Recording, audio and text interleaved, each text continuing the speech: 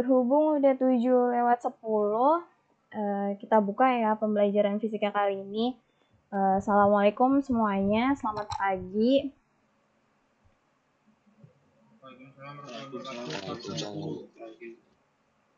Ya, semoga pada sehat semua ya, karena masih pandemi. Terus juga semoga belajarnya makin semangat. Oke, jadi pembelajaran kita hari ini masuk di impuls sama momentum. Nah, sebelumnya dari pembelajaran kemarin usaha energi, kan kita bikin ada LKPD ya. Itu ngerti nggak maksud dari LKPD-nya buat apa? Ya, jadi LKPD kemarin tuh sebagai apa ya, bukti, terus juga sebagai salah satu praktikum yang paling sederhana kan tuh tentang energi mekanik yang dijatuhin, energi mekanik pada benda yang jatuh di kaki. Itu kan sederhana banget, itu juga ada di sekeliling kita kan ya. Jadi ya itu membuktikan tuh fisika tuh emang bener-bener ada di sekeliling kita. Mau nggak mau, suka nggak suka, kalian bakal ketemu sama fisika gitu.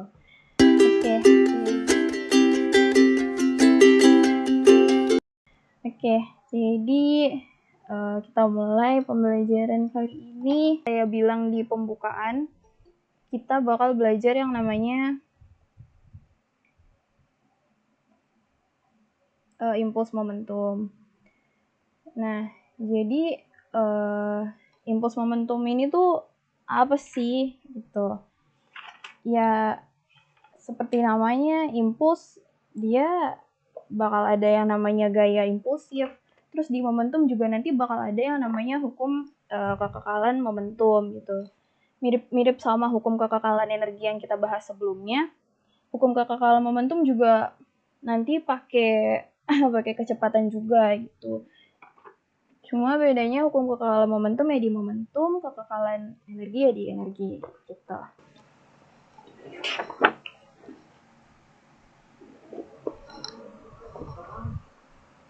Nah, yang pertama kita ngebahas dulu yang namanya impuls. Nah, ini kan ada gambar orang lagi main bola ya. Itu tuh di situ ada tulisan gaya impulsif. Maksudnya dari gaya impulsif tuh apa sih gitu. Jadi tuh pas kamu main bola atau lagi nyentil kelereng atau lagi ngegerakin benda, itu kan pasti ada gaya kan. Nah, itu namanya gaya kontak. Nah, si gaya kontak ini tuh bakal bekerja gitu di benda itu. Nah, ketika gaya kontaknya itu bekerja, bendanya kan bergerak.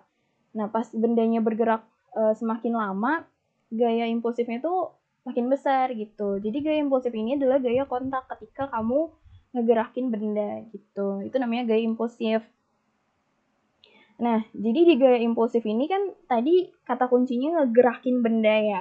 Berarti kalau misalnya benda bergerak kan dia pasti punya yang namanya kecepatan dong, ya kan? Kalau misalnya benda punya kecepatan, berarti kan dia juga punya perpindahan juga kan, sama punya yang namanya perubahan waktu gitu.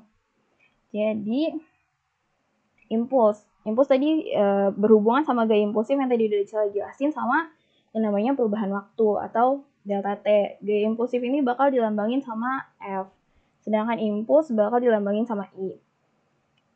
Sehingga rumus dari PPT-nya kayaknya belum berubah. Emang iya? Iya, Bu, belum berubah halaman PPT-nya. Nah, jadi momentum tuh menurut fisika itu ukuran kesukaran untuk memberhentikan gerak benda. Ukuran kesukaran untuk memberhentikan gerak benda. Itu menurut fisika. Momentum. Nah, terus di sini ada sedikit apa ya? Mungkin kuis, bukan kuis juga sih, cuma pertanyaan aja.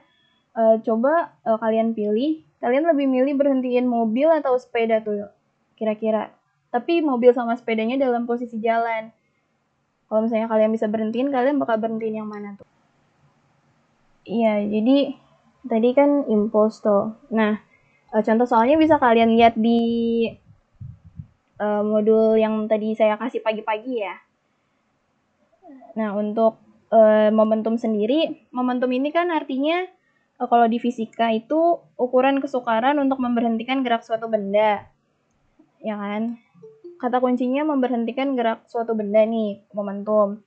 Terus kalau misalnya kalian disuruh pilih, kalian tuh lebih milih berhentiin sepeda atau mobil yang lagi jalan. Tapi keduanya dalam posisi gerak nih ya. Sepeda, Bu. Sepeda, kenapa tuh sepeda? Karena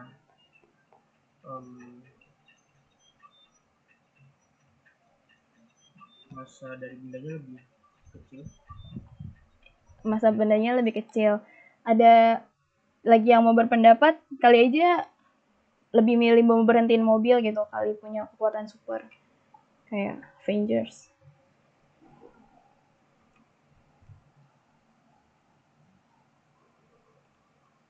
Nggak ada? Oke. Makasih yang udah berpendapat sebelumnya. Jadi katanya mau berhentiin sepeda aja karena masanya lebih kecil. Terus pertanyaan kedua, kalau misalnya kalian bisa buat berhentiin mobil yang lagi gerak, tapi yang satu tuh mobilnya, sebut aja mobil A, itu dia kecepatannya itu 5 meter per sekon, tapi yang mobil B ini kecepatannya 10 meter per sekon. Kalian kira-kira bakal berhentiin mobil A atau mobil B nih? Kalau kalian bisa berhentiin mobil ya.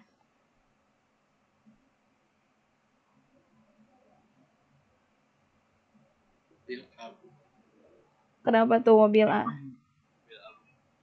Yang mobil A. Paling bisa diberhentikan. Iya, lebih kecil kecepatannya ya tadi. Kata Tommy, Azril, sama Maulana ya. Iya, Bu. Oke, makasih juga untuk pendapat selanjutnya. Oke, kita presentasiin coba.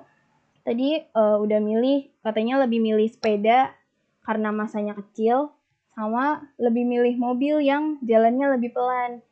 Gitu. Nah, jadi pertanyaan-pertanyaan ini tuh berhubungan tadi sama yang namanya momentum. Kata kuncinya kan tadi momentum, ukuran kesukaran untuk memberhentikan gerak suatu benda ya. Memberhentikan gerak suatu benda. Nah, momentum ini ukuran kesukaran untuk memberhentikan gerak suatu benda. Tadi berhubungan sama massa sama kecepatan gitu. Momentum ini satuannya itu kilogram meter per sekon atau newton sekon gitu. Sedangkan massa bendanya itu kan kilogram sama kecepatan bendanya ini adalah meter per sekon gitu. Jadi pertanyaan tadi hubungannya ada di momentum gitu. Ya, sekarang masuk ke contoh soal dari momentum. Ya, jadi bisa sekalian juga nih dibuka sama tadi yang saya kasih modul, ya bukan modul juga sih, materi lah dikit tentang impuls sama momentum. Tadi lagi di contoh soal tentang perubahan momentum ya. Oke, jadi kalau misalnya kalian buka di soalnya itu, saya ngambil soal di latihan soalnya yang nomor 1A. Itu tentukan momentum setiap benda yang bergerak pada sumbu X, yaitu peluru yang bermassa 100 gram, bergerak dengan kecepatan 400 meter per sekon. Nah, pertama berarti kita harus tulis yang namanya diketahuinya dulu. Diketahuinya itu kan tentukan momentum setiap benda yang bergerak pada sumbu X, yaitu peluru. Massa dari pelurunya ini sama dengan 100 gram. Ya, massa pelurunya itu sama dengan 100 gram, terus dengan kecepatannya itu 400 meter per sekon. Ditanya momentum.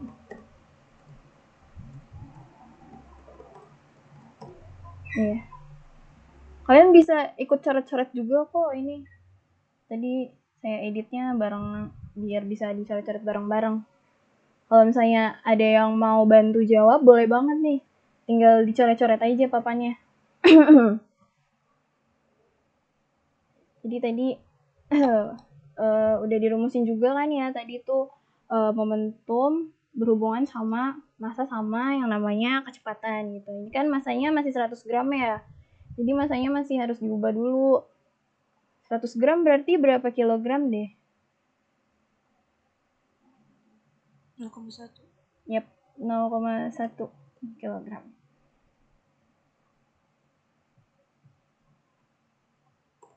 Nah, jadi P itu sama dengan massa dikali sama kecepatan, berarti 0,1 kilogram dikali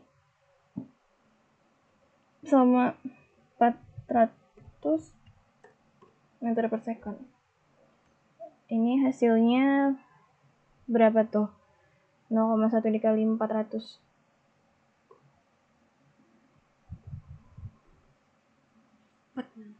Yap. 40 kilogram meter per second. Tadi ada yang tahu nggak satuan lain selain kilogram meter per second nih buat momentum?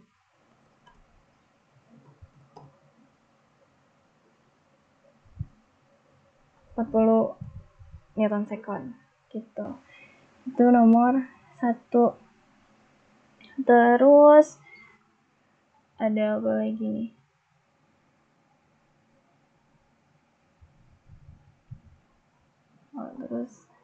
Terus selanjutnya itu coba kita kerjain yang B. Yang B diketahuinya itu ada tono yang bermassa 50 kg. Naik sepeda dengan kecepatan sebesar 36 km per jam.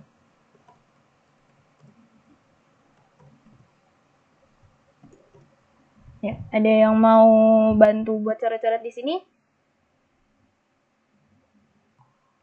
Ya, jadi momentum dari tono M dikali V berarti sama dengan 50 kg. V-nya kita harus ubah dulu. 36 km per jam berarti kecepatannya sekarang yaitu 10 meter per second. Nah, berarti nanti tinggal dimasukin aja nih. Si 50 sama 10-nya. Sama dengan 500 kg meter per second. Gitu. Jadi, ya lumayan mudah sih. Mudah banget. Masih mudah lah gitu. Untuk soal-soal momentum.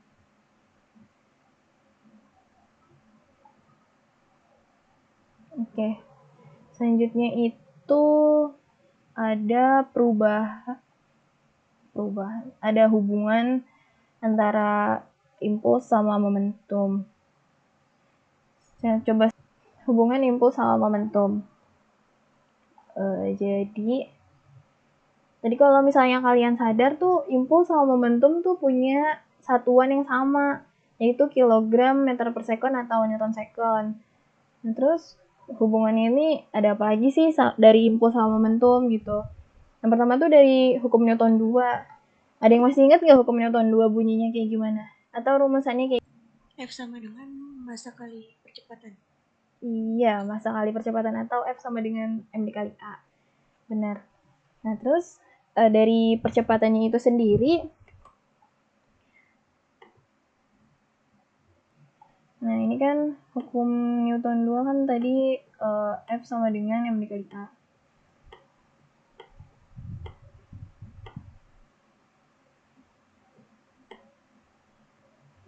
Ya, F sama dengan M dikali A. Terus dapat delta T-nya dari mana? Gitu. Kan kalau misalnya si percepatan ini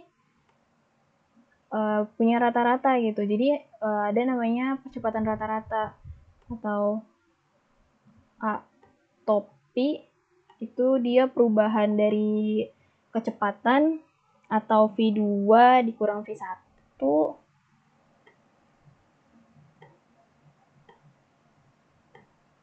dibagi sama perubahan dari waktu atau delta T. Gitu. Jadi makanya sih delta T ini muncul karena nanti dikali silang nih si delta T-nya masuk ke sini gitu. Terus nanti kan tinggal masanya dikali ke si percepatannya ini. Jadinya masa dikali kecepatan yang kedua dikurang masa dikali kecepatan yang pertama gitu. Terus kalau misalnya di flashback lagi, F dikali sama delta T ini adalah rumus dari impuls gitu. Rumus impuls kan tadi delta M dikali V ya gitu. Terus kalau misalnya si impulsnya ini M dikali V-nya aja yang dikurungin gitu, disendiriin, M kali V ini balik lagi kita ke rumus momentum gitu. Jadi dari impuls ini sama dengan perubahan dari momentum. Terus perubahan dari momentum ini kita balikin lagi nih ke atasnya dari gaya dikali sama perubahan waktu. Kan sama dengan perubahan dari momentum. Terus kalau misalnya gaya ya berarti perubahan momentum dibagi sama perubahan waktu. Buat lebih jelasnya bisa dilihat di modul yang tadi pagi saya kirim. Gitu. Oke. Selanjutnya ini secara singkat ya, hubungan impuls sama momentum. Pertama mereka tuh sama-sama besaran vektor. Besaran vektor ada yang masih ingat nggak tuh besarannya kayak gimana maksudnya?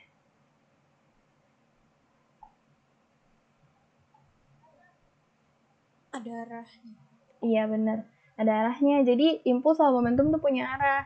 Jadi nanti kalau misalnya ada soal bolanya bergerak ke kanan atau bolanya bergerak ke kiri, nanti jangan lupa ditambahin sama arahnya gitu, antara positif sama negatifnya gitu. Terus dari satuannya ini sama, mereka sama-sama kilogram meter per sekon atau newton sekon gitu. Terus dari dimensinya berarti gimana tuh? Kalau misalnya kilogram meter per sekon. Ada yang masih ingat pelajaran dimensi kemarin-kemarin? Impuls sama momentum bisa banget kita turunin dari satuannya nih. Kan satuannya kilogram meter per sekon ya. Kilogram itu kan dimensinya berarti massa kan, dimensi massa. Dimensi massa itu M. Dimensi massa itu iya M. Dimensi massanya itu M. Ya siapa tahu nanti pas diulangan keluar lagi kan yang kayak gini satuan-satuan. Mana banyak yang salah. Tapi nggak apa-apa, yang namanya juga belajar. Terus meter dimensi dari jarak itu kan L ya. L. Terus satuan dari dimensi waktu itu S atau T. Jadi atau sama dengan ML T-1. Dimensinya buat dari impuls sama momentum. Tuh.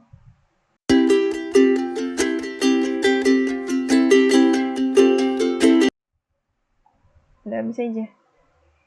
Ya jadi seperti itu. Ada yang mau ditanya atau tadi ada yang kelewat? Tidak ada. Nggak ada. Berarti insya Allah udah paham semua ya, mulai dari satuannya nih, terus rumusannya gimana, konsepnya juga. Insya Allah berarti udah paham ya. Oke, berarti iya. Nah, berarti minggu depan kita bakal masuk ke hukum kekekalan momentum. Nah, sebelum kita masuk ke hukum kekekalan momentum, jadi saya ada tugas lagi nih LKPD. Tapi tugasnya lebih gampang kok dari yang kemarin. Kan yang kemarin kan kalian harus ini dulu, harus foto dulu buat ininya full badannya gitu, buat percobaannya. Kalau ini fotonya tuh cuma screenshot dari webnya aja gitu. Iya. Jadi ini untuk pembelajaran minggu depan, karena pembelajaran minggu depan udah masuk ke hukum kekekalan dari momentum. Kita belajar dulu nih, maksud dari hukum kekekalan momentum gimana, biar besok, biar minggu depan belajarnya makin enak lagi. Pertama ini bahannya tuh simpel banget, cuma smartphone atau laptop. Terus tujuannya untuk menguji hukum kekekalan momentum ya. Terus prosedur percobaannya nanti bisa kalian lihat sendiri. Berarti pertama kita praktik dulu tentang percobaannya. Nah, nanti kalau misalnya kalian udah masuk ke halaman webnya, kita cobanya yang single engine rocket simulator aja, biar lebih mudah. Nah, jadi nanti di percobaannya ini kalian bisa nih masukin nama kalian bebas. Misalnya namanya Kanaka atau namanya Maulana atau Harsha, bebas, nanti namanya bisa kalian pilih sendiri. Terus untuk masa roketnya ini ada 0,106 yang pertama ya. Terus nanti yang keduanya itu 0,200 sama 0,300. Nanti selengkapnya bisa kalian lihat di LKPD. Terus untuk roket diameternya kita pakai dari pengaturannya dia aja. Sama drag coefficient sama roketnya juga pakai pengaturan dia aja. Parachute-nya juga sama. Terus ini bisa kalian atur nih. Terserah kalian mau waktunya tuh selang-selang berapa gitu. Bisa selang 1 detik atau tadi bisa selang 0,1 atau 10 detik juga nggak apa-apa. Terus ini simulation end time-nya kalian mau berapa detik? Ini saya nggak patokin, terserah kalian mau berapa. Ya, jangan kelamaan soalnya nanti tabelnya bakal lebih panjang lagi. Misal berapa ya? 5 deh. Terus ini tipe mesin dari roketnya tuh mau kayak gimana? Bisa pilih bebas. Jadi kemungkinan besar sih setiap orang bakal beda-beda. Gitu. Ya coba. Ya. Nah, terus nanti tinggal klik run simulation-nya aja. Nah, ini roket punya saya. Dia udah meluncur. Tapi ternyata dia nggak bisa terbang. Jadi nggak kelihatan grafiknya gitu. Nggak apa-apa sih, nanti kalau misalnya roketnya kalian nggak terbang juga nggak apa-apa, dicoba-coba aja. Nah, jadi nanti di rocket simulation-nya ini kita pertama tuh bakal yang harus diperhatiin ya. Yang harus diperhatiin itu pertama ini mass of engine casing. Ini tuh massa dari badan roketnya, tapi cuma badannya aja berapa gitu massanya. Terus massa bahan bakarnya, bahan bakar yang kebuangnya tuh berapa. Terus ini ada thrust atau dorongan. Dorongan ini berarti maksudnya gaya ya, gaya yang dipakai roketnya tuh berapa. Terus ada impuls. Impulsnya tadi kita udah belajar juga kan tuh, impulsnya dia ada. Terus ada roket diameternya tadi kan kita nggak ubah ya. Terus sama ini nih, sama peak velocity atau ketinggian maksimum dari roketnya. Terus ketinggian dari roketnya berapa, kecepatan maksimum dari roketnya berapa, terus sama impuls yang sebenarnya pas di kecepatan yang tercepat sama ketinggian yang tercepatnya itu berapa gitu. Jadi nanti kalian screenshot ininya.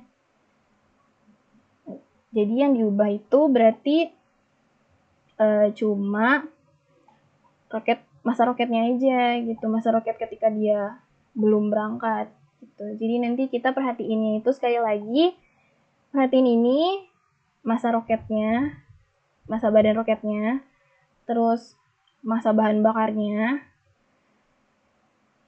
terus sama ini nih, kecepatan tertinggi dari roketnya itu berapa gitu. Iya benar, kecepatan tertinggi dari roketnya itu berapa gitu. Jadi gitu deh. Sampai sini ada yang mau ditanyain nggak tentang tugasnya? Jelas ya? Bu, jelas. Dikumpulinnya minggu depan ya. Soalnya biar bisa nyambung nih kita belajarnya. Ini kan buat hukum kekekalan momentum. Terus minggu depan kan kita juga mau masuk nih yang namanya hukum kekekalan momentum. Jadi biar nyambung. Oke? Itu Ya, jadi kalau misalnya nanti ada pertanyaan terkait sama materi atau sama tadi percobaannya masih belum jelas, bisa di grup bisa boleh tanya atau bisa PC ya. Jadi berhubung nanti kalian masih ada jam lagi, saya cukupkan pembelajaran fisikanya sampai sini. Ya, makasih untuk semuanya yang udah menyempatkan hadir dan join di kelas ini. Semoga ilmunya bermanfaat. Amin ya rabbal alamin. Kita ketemu lagi minggu depan di jam yang sama, di pembelajaran yang sama. Jangan lupa tugasnya minggu depan ya. Saya tutup. Wabillahi taufiq wal hidayah. Wassalamualaikum warahmatullahi wabarakatuh. Makasih semuanya. Waalaikumsalam warahmatullahi wabarakatuh. Waalaikumsalam warahmatullahi wabarakatuh.